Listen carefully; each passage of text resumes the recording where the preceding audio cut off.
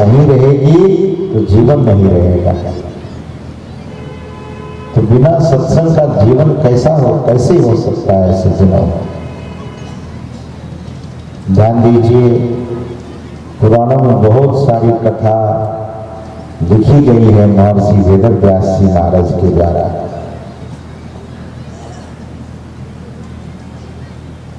एक कथा आती है राजा उत्तानपाद की। पूज्यपाद महर्षि साई स्वामी जी महाराज कहते थे कि हम आप सभी लोग उत्तानपाद ही हैं। धरती पर आए कैसे? सिर नीचे पैर ऊपर, यही तो उत्तानपाद है।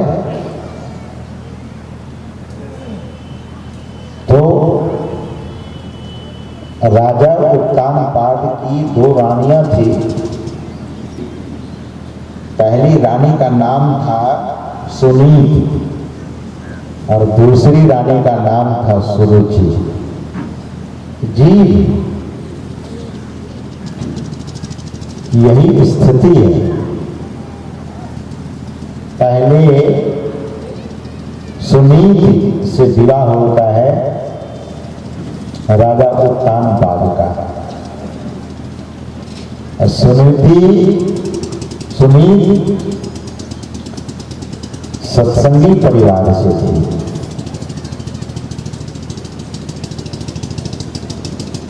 और नाम में उनको भरोसा था, भगवत नाम में उनकी आस्था थी।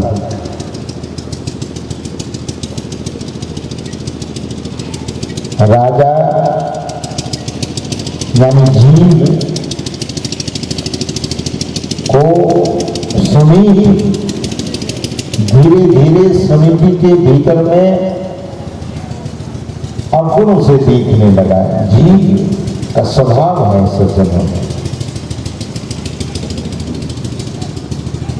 अच्छे चीजों में भी लोग दुर्गुण देखने लगते हैं। महापुरुषों में भी दुर्गुण का दर्शन व्यक्ति करने लगता है।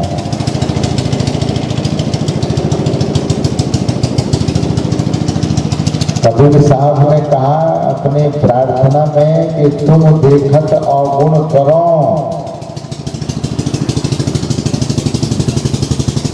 आपको जब मैं देखता हूं तो आपके भीतर में मैं अवगुण देखना प्रारंभ कर देता हूं।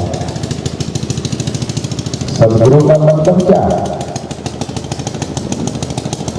जहां सत्य है, जिसमें गुरुता है, जो गुरुत्व से भरा हुआ है, जो सत्य से भरा हुआ है, उसे सदगुरु कहते हैं।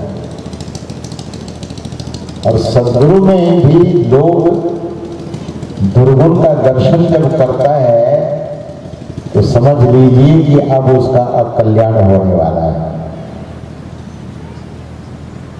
तो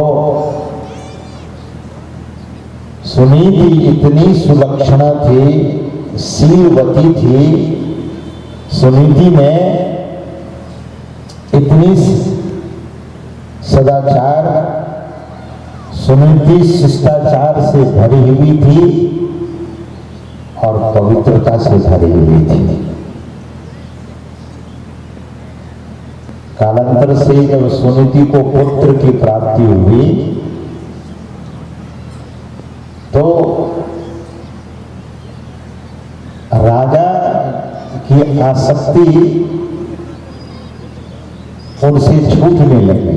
तो अच्छी बात है, आसक्ति छूटे तो अच्छी बात है, लेकिन राजा उसमें अवगुण देखने लगा। धीरे धीरे राजा की कुसंगति हो गई और राजा एक ऐसे नारी से विवाह कर लेता है, वह नारी जो पूरी संसारी थी, सांसारिक नारी थी, आध्यात्मिकता का जरा भी लेश मात्र नहीं था। ऐसी नारी से राजा का विवाह हो जाता है। हम आप यह जो जीव है संसार में, इनकी दो चीजें भीतर में है, एक है सुबुद्धि और दूसरी है कुबुद्धि। गोस्वामी जी मानस में कहते हैं कि सुबुद्धि कुबुद्धि सबके उड़ रही, नाथ पुराण निगम अस कहहीं। सुबुद्धि और कुबुद्धि सबके भीतर रहती है। सुबुद्धि नारी सुबुद्धि रूपी सुनीति का राजा त्याग कर देता है, और कुबुद्धि रूपी नारी सुरुचि का राजा, सुरुचि से राजा विवाह कर लेता है। और यही परेशानी हो गई जीवन के लिए। सुनीति ध्रुव जैसे पुत्र को जन्म दी है, और सुरुचि से भी कालांतर में एक पुत्र उत्पन्न हुआ, जिसका नाम रखा उत्तम। नाम तो बड़ा सुंदर है उत्तम, लेकिन उत्तमता किसमें थी? संसार की वस्तुओं को प्राप्त करने में, उत्तम उत्तम चीजों को संग्रह करने में, इकट्ठा करने में। सारे उत्तम भोग के पदार्थ सुरुचि इकट्ठा करने लगी। मैं मलेशिया में था, वहां का प्रधानमंत्री, उनकी एक पत्नी थी, और मलेशिया का बहुत सारा धन ले जाकर के दुबई में वे रख कर आ जाती थी। तो मलेशिया का जो डॉलर है उसको रिंगिट बोलते हैं, अब तो वो रिंगिट कहलाने लगा है, पहले डॉलर ही था, तो कम होने लगा। प्रधानमंत्री की पत्नी चार्टर्ड प्लेन से मलेशिया से कोलालमपुर शहर है कोलालमपुर, मलेशिया की राजधानी है कोलालमपुर, प्लेन में, चार्टर्ड प्लेन में, स्पेशल प्लेन में बैठकर अब बहुत सारा सोना लेकर के दुबई हो जाती थी, वहां रखाती थी, वहां बड़ा घर खरीद रखी थी। प्रधानमंत्री का नाम नजीब, मुसलमान था। तो धीरे धीरे लोगों को जानकारी हुई और उनको प्रधानमंत्री पद से हटा दिया गया। आज भी मिस्टर नजीब जो प्रधानमंत्री मलेशिया का था, वो जेल में सड़ रहा है। धन किस काम का? उसकी पत्नी भी जेल में, मलेशिया की जेल में सड़ रही है। धन रख करके आई कहां? दुबई में।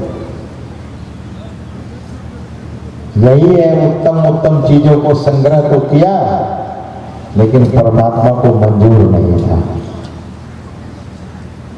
सुरुचि भी राजा पर इतना अपना प्रभाव दे दी, कुछ होता था तो सुरुचि कहती थी बात नहीं मानोगे तो मैं मर जाऊंगी। कोई नारी ऐसी होती है, पति को आए दिन धमकी देते ही रहती है। आप लोगों की बात नहीं कर रहा हूं, लेकिन आए दिन पति को मारे धमकी पर धमकी, अगर बात नहीं मानिएगा तो जहर खा लूंगी। और घटना तो होती ही रहती है सज्जनों। जिस व्यक्ति के जीवन में सत्संग का अभाव होगा, सत्यता का अभाव होगा, सत्संगति का अभाव होगा, ऐसे ही व्यक्ति मरने और जीने की बात को करता ही रहता है। खुद अशांत, दूसरे को भी अशांत। इसलिए महापुरुष लोग कहते हैं कि संगति कीजिए। गुरु महाराज के वचन में नित्य प्रति सत्संग करने प्यारा है। प्यारे, प्रतिदिन सत्संग कर लीजिए।